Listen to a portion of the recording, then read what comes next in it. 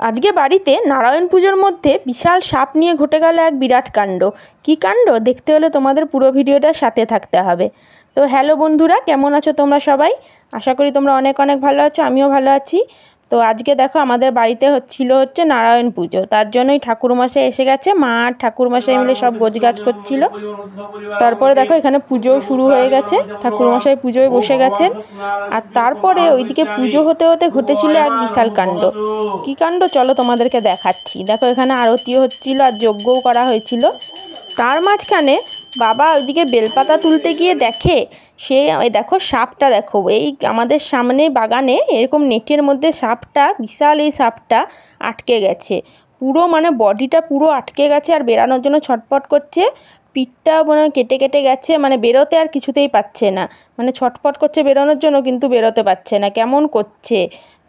তো তারপরে লাস্টে বাধ্য হয়ে আমরা এই সাপ ধরে এই যে দাদাটাকে খবর দিলাম, কেননা ও ওখানে যদি থাকতো তাহলে মরেই যেত, বেরোতে পারতো না, কেটেও গেছিলো থেকে মরেও যেত। তারপরে আমরা এই দাদাটাকে খবর দিলাম। তো দাদাটা এসে দেখো অনেক কষ্ট করে সেই নেটগুলোকে একটা একটা করে কেটে কেটে দেখো যতবার কাটছিল, মানে ও বেরোতে আর পারছে না, আবার পেঁচিয়ে যাচ্ছে। নেটটায় পুরো পেঁচিয়ে গেছিলো, যতবার কেটে বের করতে চাইছে ততবার পুরো দেখো পেঁচিয়ে যাচ্ছে। আর কি বড়, এই বড় লম্বা একেবারে সাপটা। কমেন্ট করে বলো তো এই সাপটা কী সাপ, দেখি তোমরা পারো কি না। দেখো তারপরে অনেক কষ্ট করে দাদা বের করলো, অনেকক্ষণ পরে অনেক কেটে ঠেটে ওকে বের করা হলো। দেখো এখন বেরিয়ে যেন প্রাণ ফিরে পেয়েছে।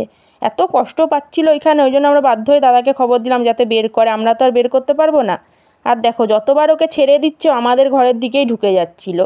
দেখছো যতবার ছাড়তে যাচ্ছে ততবার আমাদের ঘরের দিকেই ঢুকে যাচ্ছে। ও এখানেই থাকতো, আমাদের ঘরে পিছন দিকে জঙ্গলেই থাকতো, কিন্তু আজকে বাধ্য হয়ে মানে এমনভাবে আটকে গেছে, দাদাটাকে খবর দেওয়া হলো। তারপরে যেহেতু আমাদের ঘরেই ঢুকে যাচ্ছে ওই জন্য দাদাটাকে বললাম যে বাইরে মানে একটু দূরে গিয়ে একটু জঙ্গলে ছেড়ে দিতে আর কি। সবাই বলল, তো পাড়ার সবাই ভয় পাচ্ছিল যে আরও যদি কারো ঘরে ঢুকে, ওই জন্য দাদাটাকে বললো যে একটু দূরে গিয়ে একটু কোনো জঙ্গলে ছেড়ে দিতে। দাদাটা নিয়ে গেল বস্তায় ঢুকিয়ে। তো তারপরে দাদাটা দেখো বস্তায় ঢুকিয়ে করে নিয়ে গেল, নিয়ে ওকে জঙ্গলে ছেড়ে দেবে। তো এইসব মিটিয়ে তারপরে পুজো হয়ে গেছিলো, কিন্তু কাউকে প্রসাদ দেওয়া হয়নি। এইসব হরবড় চোটে তারপরে সব কিছু মিটিয়ে দেখো আমি এখানে চলে আসলাম প্রসাদ বাড়তে, সিন্নি প্রসাদ খেতে কার কার ভালো লাগে কমেন্ট করে তাও জানিও। তারপরে সবাইকে প্রসাদ দিলাম। আর এদিকে দেখো বাবারও খিচুড়ি রান্না হয়ে গেছে, খিচুড়ি আর এদিকে তরকারি সব বাবারও রান্না হয়ে গেছে অলরেডি। তো আর এইদিকে চাটনিটাও হচ্ছিল। তারপরে দেখো এখানে সবাই বসে গল্প করছিল, মানে খেতে দেওয়ার আয়োজন হচ্ছিল। দেখতে দেখতে খাওয়ার টাইমও হয়ে গেল, সবাই আসছে।